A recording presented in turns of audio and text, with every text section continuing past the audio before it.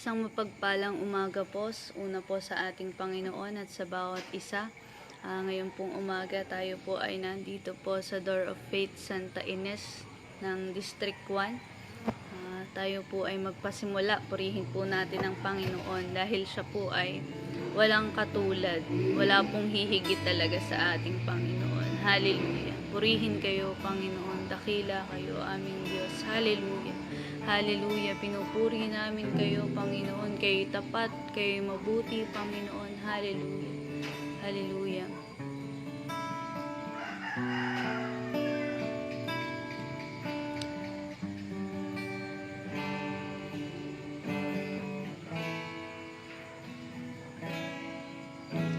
Awitin ko man lahat ng awit sa mundo, di kayang ilarawan na kadakilaan mo.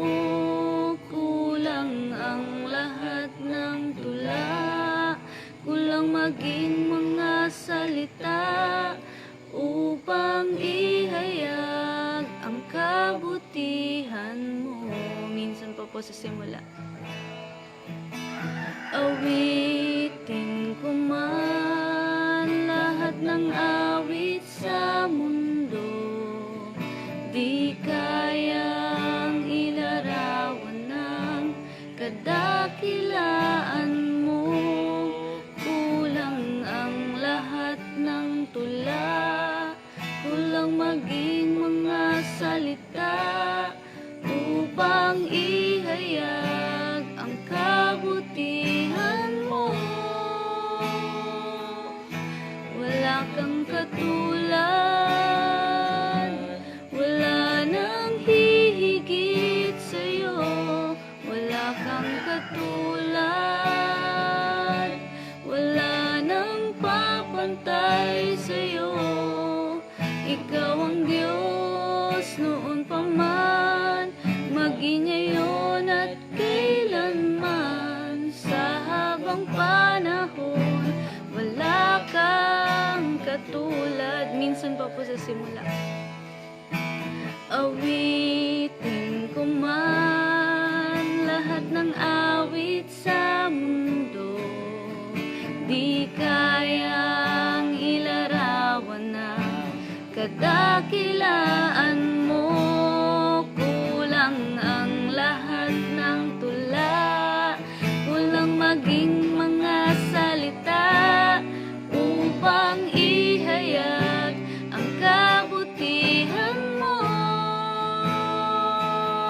Wala kang katulad, wala nang hihigit sa'yo.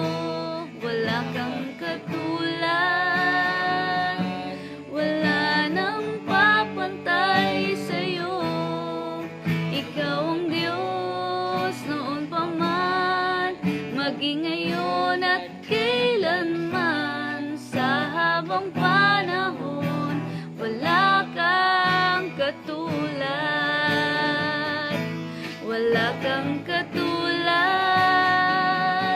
wala nang hihigit sa'yo. Wala kang katulad, wala nang papantay sa'yo. Ikaw ang Diyos noon pa man, maging ngayon at kailanman. Sa habang panahon, wala kang katulad. Sa habang panahon, wala kang katulad. Hallelujah. Panginoon, purihin kayo aming Diyos. Hallelujah. Hallelujah. Pinupuri namin kayo, Panginoon. Praise your name, God. Hallelujah. Hallelujah. Glory to Jesus, Panginoon. Dakila kayo, O Diyos, Panginoon. Kayo makapangyarihan sa lahat, Panginoon. Hallelujah. Hallelujah. Panginoon, marami pong salamat, O Diyos. Sa umagang ito, Panginoon, na muli kami ay makakapag-aral, makakapakinig ng inyong salita, Panginoon. Hallelujah. Itinataas namin sa inyo, Panginoon, yung gawain na ito, Panginoon, sa umagang ito, Lord God. Itinataas namin yung inyong gagamiting mensahero sa umagang ito, Panginoon. Kayo po yung manguna sa kanya, banal na Espiritu. Kayo po yung mag-lead ng pagpipreach, Panginoon. Kayo po yung magbigay ng mga mensahe, Panginoon. At Lord God, dinadalangin namin ng bawat isa, Panginoon, na nanunood, Panginoon, ng devotion na ito, Panginoon. Ibukas po ninyo ang kanilang mga puso at isipan, Panginoon. Bigyan niyo po kami, Panginoon, ng pangunawang nagmumula sa inyo at maging handa ang bawat isa na tanggapin ang mensahe ninyo sa umagang ito. Hallelujah. Pinupuri namin kayo, Panginoon, sa pangalan ni Jesus. Amen po. Isang mapagpalang umaga po muli sa bawat isa. Ako po ay magbabalik ng papuri sa ating Panginoon dahil siya po talaga ay sobrang tapat, sobrang dakila at napakabuti po sa ating mga buhay. Alam niyo po, kami po ay sobra-sobra po yung pagpapasalamat namin sa Panginoon dahil alam niyo po, hindi naman po lang tayo sa panahon po ng pagsubok dapat magpasay sa panahon ng pagpapala o sa panahon ng tagumpay dapat magpasalamat sa Panginoon, kundi maging sa panahon ng pagsubok. Alam niyo po, marami pong mga dumating na pagsubok sa aming buhay. Maraming mga pagkakataon na kami ay bumagsak, ako po ay bumagsak. At alam niyo po, nakita ko po kung paanong ang Panginoon ay naging tapat kahit po maraming pagkakataon na binigo ko po siya. Alam niyo po, siya ay patuloy po yung pag-ibig at pagpapatawad, pagtanggap kahit po sa mga pagkakataon na nagkamali ako sa kanya, nabigo ko siya. Hindi po niya ipinakita sa akin or pinaramdam sa akin na hindi na niya ako minamahal or hindi na niya ako tatanggapin. Patuloy po, bagaman nagkaroon po ng ganong pangyayari na ako po ay bumagsak ng hina, nagkamali sa Panginoon. Opo, meron pong panahon doon na tuturuan po tayo ng Panginoon, tuturuan, itatama yung ating mga pagkakamali. Subalit pagkatapos po nun ay naroroon pa rin po yung kanyang pagsama, ipaparanas pa rin po niya yung kanyang presensya. At talaga po na yung pagpapala at pag-iingat po ng Panginoon ay naroroon. Hindi naman po limited sa mga material na bagay yung blessing na Panginoon.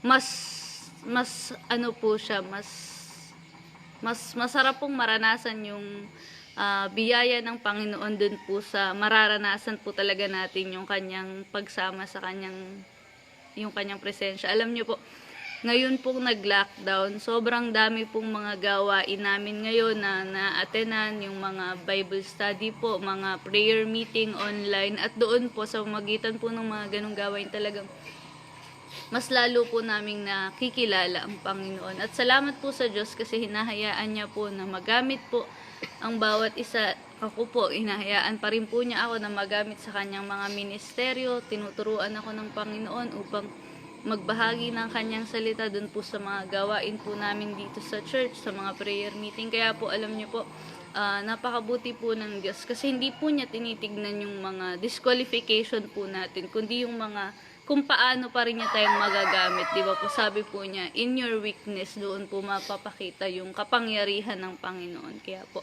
purihin po ang Panginoon. Ngayon po ay makakarinig na po tayo ng salita ng ating Diyos. Ibabahagi po sa atin ng Pastor Ronald Cervantes.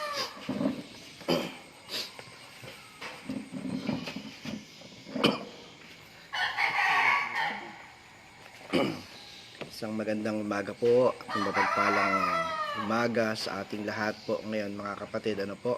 Salamat sa Diyos sa pagkakataon po na ito na tayo po ay makapag-aral ng mabuting balita dito po sa dakong ito ay tayo magamit upang tayo makapag-share po ng word. Sa umagang ito ay bigyan ho natin ng pagkakataon na ma-feed ang ating mga espiritu, sapagkat araw-araw talaga ay napakahalaga po na tayo ay kumakain ng kanyang salita. Ngayon pong umaga ay ating pag-uusapan ang nilalaman po dito sa Biblia sa aklat po ng Roma. Kung meron po kayong mga Biblia dyan ay makikipagbukasan po kayo sa akin sa aklat po ng Romans chapter 16. Ang talata po ay verse 25 to 27. Ulitin po natin sa Romans chapter 16 verses 25 to 27. At ganito po ang sinasabi: Purihin ang Diyos na makapagpapatibay sa inyo sa pamamagitan ng mabuting balita tungkol kay Heso Kristo na ipinangangaral ko sa inyo. Ang mabuting balitang iyan ay isang hiwaga na nalihim sa loob ng mahabang panahon at sa utos ng walang hanggang Diyos ay nahayag ngayon sa mga hentil upang sila'y manalig at tumalima kay Kristo. Ang lahat ng iyan ay ayon sa mga sulat ng mga propeta. Sa isang Diyos, ang marunong sa lahat, sa Kanya uyukol ang papuri, magpakailanman sa pamamagitan ni Heso Kristo. Amen. Tayo po ay dumulog sa panalangin. Diyos po naming mabuti, kayo naman, Diyos na lumalang ng langit at lupa, na pinagkakautangan namin ang aming mga buhay. Salamat po sa umagang ito. Sa isang napakagandang umagang, minsan pa'y nasilayan po namin. Nagpapasalamat po kami sa pribilehiyo na ito. Tulungan mo po kami na ngayon po ay mapakain namin ang aming espiritu sa pamamagitan ng iyong mga salita. Maraming pong salamat. Bigyan niyo po ng karunungan na lingkod na ito at maging aming mga tagapakinig at mga nakasubaybay ngayon, O Diyos. Bigay mo po sa amin, abutin po namin, kuhanin namin ang pagpapalang inihanda ninyo para sa umagang ito. Salamat po, Ama. Ito pong aming panalangin, O Diyos, sa pangalan po ni Jesus. Amen. So, yun po mga kapatid.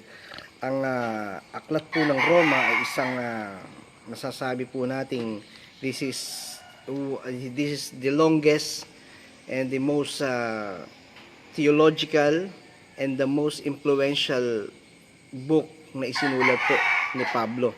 Doon sa kanyang 13 libro o sulat na ginawa at natala po dito po sa Bagong Tipan ay ito ho yung talagang pinakamahaba na sulat ni Pablo. At masasabi nga ho natin, ito yung mas theological yung approach niya at saka mas influential. At marahil ay isa ito sa mga kadahilanan kung bakit po siya yung nauna sa hanay ng mga sulat na ginawa at sinulat ni Pablo, no? Siya yung nauna sapagkat marahil ito yung mga naging basihan nila, no? At si Pablo po nung time na yun ay wala ho siya dun sa mga pagkakataon na ang mga mananampalataya sa Roma ay talagang gusto siyang makita. Subalit dito po sa sulat niya ay pinapaabot niya yung kanyang marubdob at yung kanyang pagdanasa talaga na makarating. Nung time mo na yun, nasa Corinto po siya. At nandun po siya sa bahay ni Garo. Doon ho siya namamalagi habang isinusulat niya po ito. Mula ho sa panahon na isinulat ni Pablo ang aklat ng Roma hanggang sa matapos po yung kanyang ikatlong paglalakbay, pagmimisyon, ay hindi ho siya pinalad na makarating doon sa Roma sapagkat lagi po itong nahahadlangan. At alam din po natin na kami hong pagkakataon na si Pablo po ay pinagbabantaan ng kanyang buhay, pinangungunahan siya ng Banal na Espiritu Santo na huwag siyang pumunta sa lugar ito sapagkat may mga panganib na naghihintay sa kanya. Isang mabuting bagay po kay Pablo ay hindi na ho niya inaaring kalugihan kung siya man ay gagarotehin, kung siya man ay lalatiguhin, kung siya man ay ikukulong sapagkat para sa kanya ay tinawag siya ng Panginoon sa daigdig ng mga hintil upang doon ay maging apostol. Kaya sa umaga pong ito ay napakapalad ho natin. At isa pa ho nga bilang background po, ang aklat po ng ang simbahan po o mga mananampalataya po sa Roma, hindi ho katulad ng ibang mga churches na ito po ay pinangunahan po ni Pedro, ginamit ay doon si Pedro, doon po ay si Pablo, ganito. Dito po sa aklat sa mga church po ng Roma ay hindi ho si Pedro at hindi ho si Pablo ang ginamit upang mga kakilala. Kaya nga ho siya sumulat Gustong-gusto niya kasi Martin, gustong-gusto niya humamit yung mga mananampalataya doon sa Roma. Pero hindi nga ho pinala dito At ayon sa pag-aaral ng iba, kung hindi si Pablo, kung hindi si Pedro, ay sino? Maaring, ayon po sa mga libro na nakatala, maaring ang mga nakapag-share dito po ng Ebanghelyo ni Kristo ay yung mga na-convert ni Pablo na nagmula doon sa Macedonia at yung mga na-share niya po doon sa Asia. O ang ilan naman ay tinuturing po na sila yung mga nakapakinig ng mensahe at sa panahon po ng Pentecostes. Kaya nakakatuwa po nung time na ang mga kapatid, ang mga apostol ay talagang nagkahiwa-hiwalay sila. Subalit sila po ay pinuspos ng kabanalan, pinuspos ng kapangyarihan ng banal na Espiritu Santo, ay talaga pong humayo sila at nangalat sila upang sila ay mag-share ng mabuting balita.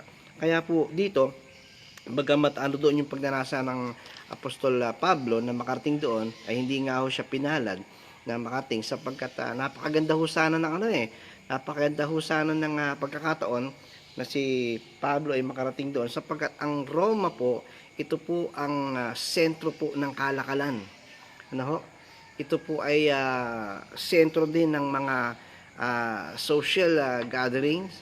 Ito rin po yung sentro ng masasabi ng mga relihiyon, ano? Religious center.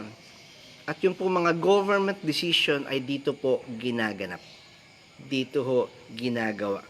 Kaya ang ganda ho ng opportunity sana na makapag-share doon, ano? Mas mapanganib kasi para kay Pablo. Sapagkat doon po sa Roma ay masasabi ho nating halo-halo ang tao, mga mixture na po ang mga tao dito. May mga Hudyo, maraming mga Hentil, maraming mga slaves, maraming mga free people, men and women, ano ho, marami dito mga Roman citizen, at yung mga iba't ibang mga nanggagaling sa ibang bansa, yung mga world traveler ay dumadaan doon because this is really the center of business. Ano ho. Kaya salamat sa Panginoon, pero bagamat ganoon, hindi siya nakating doon, ay merong isinyer si Pablo. Meron siyang sinyer. At dito nga, sa talata na ito, ng Romans chapter 16, ay kumbaga, he is now exclaiming the beauty. Sinasabi niya dito, kung pwede nang nakaranas ka na isang bagay na dakila, and gusto mo agad-agad i-share ito sa kanila, gusto mo isigaw, mga kapatid, nahayag na ngayon ang misteryo ng Panginoon, ang sikreto ng Panginoon, kasi may secret ang Panginoon na hindi niya pwedeng i-reveal to anyone. So God had that kind of stuff that is not available to everyone. Kanino available? Yung blessing na iyon ng Panginoon sa iyo ngayon na nagtitiwala sa Panginoon. Para sa bawat Hudyo na nagtitiwala sa Panginoon. Sa bawat Hudyo na hindi naman siya pinili, pero nanampalataya sa Panginoong Kristo ay para sa Kanya ang sikreto na yan. Tingnan ho natin, ano ho ba yung sinasabi dito? Sabi niya ho dyan, purihin ang Diyos na makapagpapatibay sa inyo. So itong sikreto na ito, na kapag na-reveal ay makapagpapatibay sa iyo. Bago po yan mga kapatid. Ano po ba yung sinasabi nating secret? At pag pinag-usapan ho natin ang salitang sikreto, hindi ho lahat nakakaalam, di ho ba? Hindi ho dapat ito ay alam ng kalipunan o alam ng lahat. Ibig sabihin, there are only minimal person na nakakaalam ng bagay na yon o ng issue na yon o ng mga usapin na iyon. Sapagkat hindi mo po ipagkakatiwala ang isang bagay na napakahalaga o yung mga top secret mission ng government ay hindi ho ito alam ng lahat ng empleyado ng gobyerno. Ganon din po naman sa atin, sa pamilya natin. Kung meron po mga issue ang family, hindi natin yung dinadaldal sa kapitbahay. Hindi ho natin yung sinasabi kung kani-kanino lang yan. Meron kang isang taong sobrang pinagkakatiwalaan mo. At sa kanya mo lamang sinasabi yung mga sikreto na yan. But this time, yung sikreto po ng Panginoon ay nahayag sa mga hintil. Mga kapatid, ang sabi niya po dito, ang mabuting balita. Ipinangaral ni Pablo ang mabuting balita sa maraming mga hintil. Ang mabuting balitang iyan ay isang hiwaga. So now, the mystery of God, ang misteryo po ng Panginoon is the way of saving the Gentiles. Yung kanyang paraan ng pagliligtas sa mga Hudyo. At mga kapatid, nais ko po nga banggitin sa inyo at alam na ho natin ito, no? Na tayo po ay kabilang doon sa mga iniligtas ng Panginoon. Kaya salamat sa Diyos. Si Pablo talagang Hudyo yan Roman citizen siya at the same time. Pero tayo mga kapatid, hindi ho hinayaan ng Diyos na ang kaligtasan ay manatili lamang sa mga Hudyo sapagkat nireject na nga ho nila ito Hindi ho ba? At ang binigyan ho ng pagkakataon itong mga hindi ho lahi talaga ni Abraham na ito. Itong mga walang takot itong mga walang relasyon sa Panginoon, ang mga hintil, doon ho umikot at doon ho nagamit ng gusto ng Panginoon itong si Pablo. Doon siya naging apostol sa daigdig po ng mga hintil. At salamat at alam naman natin si Pablo, mahilig siya makipagtalo. Ibig niya talagang napaka-hyper din ni Pablo, lalo na sa evangelism. Talagang gustong-gusto niya palagi na makapagdiskusyonan sa mga sinagoga upang patunayan na ang ating kaligtasan ay hindi na nababase sa mga kautusan na yan, kundi ang kaligtasan natin ay sa biyaya at sa pamamagitan ng dugo ni Hesukristo. Kaya nga mga kapatid, pagmasdan mo natin. Ang mabuting balitang iyan ay isang hiwaga na nalihim sa loob ng mahabang panahon. At sa utos ng walang hanggang Diyos ay nahayag ngayon sa mga hintil upang sila manalig at tumalima kay Kristo. Ang lahat ng yan ay ayon sa sulat ng mga propeta. So ito po ay ipinrabisay na. Inihula na ito ng mga propeta. Kaya sinasabi po dito ni Pablo sa kanila na eto na yon. These are now the fulfillments of the Old Testament. Ang kaganapan ng mga propesiya doon sa lumang tipan ay eto na, nangyari na. Dumating na ang tagapagligtas. Hindi ho ba't mapalad tayo? Sapagkat tayo po ay tumanggap sa Panginoon. Binigyan tayo ng kaliwanagan upang ating lubos na maunawaan na ang Panginoong Hesukristo na ipinadala dito, isinugo sa ating kalagitnaan, ito na yung ating tagapagligtas. Samantalang ang mga Hudyo ay naghihintay pa rin po sila ngayon. Naisip ko lang po doon sa salita pong grafting kapag kaho ang usapan ay mga halaman. Nakakita po ako ng mga pinatutubo nilang papaya o ano pa mga ano, hindi ho kasi ako mahilig maghalaman, wala ako masyadong idea sa ganung larangan nakita ko po doon na kapag ka mag-grafting sila ay pinipili ho nila sa ilalim nilalagay. Pag inilagay ho sa ilalim, niuugpong ho na ganon, at narito ho yung mga sanga, narito ho yung maraming mga sanga, dito ho nila nilalagay. At kung titingnan ho natin, doon po sa ilalim, ang sustansya, ang mga minerals po ng lupa ay papanik po yan upang suplayan ng sustansya ang mga nasa taas. Kaya ho nagiging mabunga Lahat po yun nanggagaling sa ilalim Tingnan nyo po, sa ilalim magmumula ang pagpapala at papanik na ganyan, sino po unang daratnan? Yung tunay na sanga o yung sang iniugpong? Hindi po ba? Ang unang daratnan po ng biyaya at ng sustansya at pagpapala at mga nutrients ay yung iniugpong. Salamat sa Diyos dahil kahit hindi po tayo mga taga-Israel o Israelitang may tuturing at mga hinti lamang tayo, nung iniugpong tayo ng Panginoon, kung ano man yung tatanggapin ng mga nasa taas, ay tatanggapin mo rin. In fact, una pa nga ho tayong tatanggap, di po ba? Kaya nga sinasabi ko po sa inyo na hindi ho nila tinanggap ang Panginoong Kristo, itinakwil nila, hindi nila pinaniwalaan. Siya po, he was just a plain son of a carpenter, hindi ho nila tinanggap yun. Pero salamat sa Panginoon, tayo po na mayroong pusong naniniwala at may pusong sumampalataya sa Kanya, ang sabi po doon kay Tomas, ay mas mapalad. Amen? Mas mapalad tayo. Kaya po sa umagang ito, ang misteryo ng Panginoon, ang sikreto ng Panginoon ay nahayag sa atin na mga hintil. At kapatid, kabilang po tayo sa mga hintil.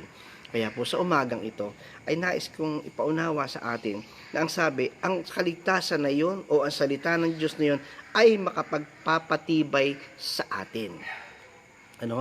Ang salita ng Diyos, lalong-lalo na kung ikaw ay mananampalataya na, hindi ho nananatiling matatag ang isang Kristiyano, mananampalataya ni Kristo, kung hindi siya nagpapatuloy sa pagbabasa ng salita ng Diyos. Hindi ho nagtatagumpay, nagiging matatag, nagiging victorious ang isang mananampalataya kung hindi ho siya bumababa sa salita at pakikipag-ugnayan sa Panginoon. At yaman din lamang na nahayag na sa iyo ang kaligtasan ng Panginoon, nahayag na sa akin ang kaligtasan ng Panginoon, ay katulad ho ni Pablo, pwede na tayong sumigaw. Pwede mo sabihin, salamat sa Diyos at ako'y iniligtas niya sa kabila ng aking kasalanan, sa kalagitnaan ng ating mga pagkakasala at karumihan sa Panginoon, ay pinili ng Diyos na iligtas ka. Mga kapatid, hindi tayo karapat-dapat. Hindi ko tayo karapat-dapat pagtiwalaan ng mga bagay na ito sapagkat tayo po yung mga alipin. Amen? Buksan mo natin. Mayroon sinasabi po sa John chapter 15. Ano po ang sinasabi dito? John chapter 15 verse 15. Sabi po dito, hindi ko na kayo inaaring alipin sapagkat hindi alam ng alipin ang ginagawa ng kanyang Panginoon. You see, tayo po ay mga alipin ng Panginoon. Ay yung alipin po ay he knows nothing. He cannot decide for himself. Wala siyang magagawa. Hindi siya pwedeng mamili na mapapangasawa kung saan siya pupunta, kung kailan siya matutulog, saan siya matutulog. It is the master who decide for him. Ang kanyang master ang magpapasya para sa kanya. Pero ang sabi ng Panginoon, dahil yung alipin, hindi naman niya alam kung ano iniisip ng kanyang master, so you are no longer slave. Ano ang sabi po dito? Sapagkat sinasabi ko sa inyo, ang lahat ng aking narinig, ulitin mo natin, hindi ko na kayo tinuturing na alipin sapagkat hindi alam na alipin ang ginagawa ng kanyang Panginoon. Sa halip, inaari ko kayong mga kaibigan. Amen. Purihin ng Panginoon. You are now a friend of God. I am now a friend of God. Bakit? Sapagkat, sabi niya dito, sinasabi ko sa inyo ang lahat ng aking narinig sa Ama. Mga kapatid, sabihin mo sa sarili mo, I am now a friend of God. Ako ay kaibigan ng Diyos. Hindi na ako alipin, ako ay kaibigan ng Diyos. At ang sikreto, ang misteryo ng Panginoon, ang kaligtasan na kanyang ginawa, ay nahayag sa maraming hitil at kasama ka doon. Kasama ako doon. Kasama po tayo ngayon sa ating kapanahunan ng mga mananampalataya. At kung magkagayon, lahat ng sasampalataya sa Panginoon ay magiging lipi din ni Abraham. Marami pong salamat. Naniniwala po ako na sa oras na ito, tayo pong lahat ay napagpala ng mabuting balita. Alam nyo, kagalakan sa atin. Kapag ikaw ay may tinanggap na isang bagay, sobrang saya ka. Yung pong mga kalalakihan, kapag kaho, may mga, sila po yung mga nanliligaw, nung kami mga nanliligaw, at kami po ay sinagot ng aming nililigawan, ay napapahiyaw pa ho yan. Yes! Yo, pare! Di ba? Napapahiyaw pa yan. But this time, higit pa doon sa isang babaeng minamahal mo ang tinanggap mo. At sinagot ka. Tumawag ka sa maraming mga nahihirapan ka, tumawag ka sa Diyos, at sinagot ka. Anak, tanggapin mo ako at tatanggapin kita. Kung mananahat lang tayo, mananatili tayo sa kanyang mga salita, ay tayo ho ay makakahiling sa Panginoon. At wala hong pasubali na tayo po ay tutugunin ng Panginoon. Kaya sa umaga pong ito, kami po ay lubos na nagpapasalamat sa biyaya po ng Panginoon. Hindi po siya nagpapabaya sa mga mananampalataya po dito sa dako po ng San Miguel. Bagamat meron kami ilang mga cases dito, isa, dalawa, pero kahit papano po ay hindi lumalaganap dito sa aming komunidad ng marami o mabilis. Nako-contain po kahit papano. Kaya salamat sa Diyos ang pag-iingat na ginagawa niya sa amin sa lugar nito. At ganoon din po sa inyo dyan, mga kapatid namin na nakatungay sa iba't ibang bansa. Tayo po lahat ay mag-ingat sapagkat ang pandemya po na ito ay hindi ho kaya ng tao. No, hindi na ho siya kontrolado ng tao. Sapagkat, bakit po natin nasabing hindi siya kontrolado ng tao? Kasi po, kahit mga doktor ay namamatay. So, kung ikaw ay doktor, ay dapat sana hindi ka mamamatay, Pero, ang doktor mismo, ang mga frontliner ay nangamamatay. Ibig sabihin, walang kontrol ang tao. At kung magkagayon, sa Diyos talaga tayo pwedeng umasa. Sapagkat ang Diyos ay may magagawa at kontrolado po ito ng Panginoon. Magandang umaga po sa inyong lahat. Tayo po ay magpasalamat at manalangin sa ating Panginoon. Marami pong salamat sa inyo, aming Diyos na mabuti. Ngayon po umaga talagang nagagalak sobra ang aming mga puso sapagkat hindi man ho tinanggap ng marami, lalong-lalo na po ng mga Hudyo, na kayo ay maging tagapagligtas at talagang kayo ang sumagip sa bawat isang taong mayroong kasalanan. Pero Panginoon, nagpapasalamat po kami na binuksan ninyo ang aming mga puso. At Panginoon, sa aming mga kamag-anak, sa aming mga kapatid, sa aming mga kaibigan, O Diyos, na hindi pa tumatanggap sa inyo, dalangin namin na katulad po ni Pablo, na napapaligiran ng maraming mga hintil, napapaligiran ng maraming mga unbeliever, ginamit siya ng Panginoon. O Diyos, ganun din po nawa ang maging pagkagamit nyo sa amin, Panginoon, na hindi na namin itinuturing na kalugihan kung kami man ay mapahamak dahil sa pangangaral ng mabuting balita. Talaga naman hong darating ang daigdig sa pagwawakas. Subalit bago po mangyari yon, Panginoon, dalangin po namin kami bilang mga umaangking mga mananampalataya ay magamit to the fullest of this ministry. Magamit po kami, Panginoon, sa paghahayag sa iba't ibang dako. Ngayon po ay mas malawak na po ang naaabot lalo ng salita ninyo dahil po sa social media, dahil po sa ganitong mga gawain. Kaya naman, Panginoon, maging mapagbantay kami palagi na ang aming mga buhay ay lagi nasa ilalim ng inyong kapangyarihan. Marami pong salamat. Itinataas ko po at ipinapanalangin, pinagpapala ang bawat isang nakikinig, ang bawat isang makikinig, ang bawat isang nanunood, ang bawat isang manunood pa sa mga susunod na minuto at oras ng pag-aaral ng mabuting balita na ito. Salamat po, Ama. Ito po ang aming dinadalangin sa inyo. Pinupuri namin kayo, niluluwalhati, O Diyos, sa pangalan po ng Panginoong Jesucristo. Amen. Amen. So good morning po at mag-ingat po tayo, stay safe at pagpalain po ang bawat isa. God bless po.